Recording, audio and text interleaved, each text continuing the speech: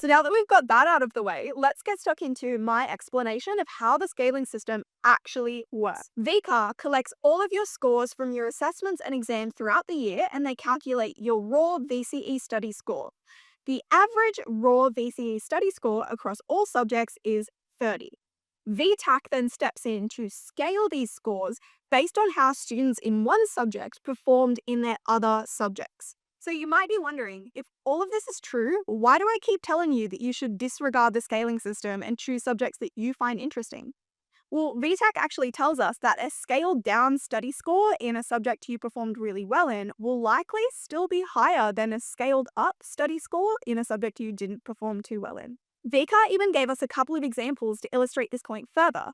So, Fandral took some of the highest scaling subjects he could. Specialist maths, algorithmics, and Chinese as a second language are often up there with some of the very highest scaling subjects.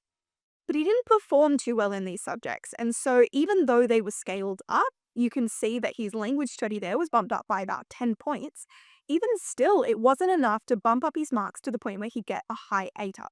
On the other hand, when we look at Yelena's ATAR snapshot, we see that there are subjects like philosophy and literature that were hardly impacted by scaling at all. Nonetheless, because her raw scores were so high, she got a much higher ATAR.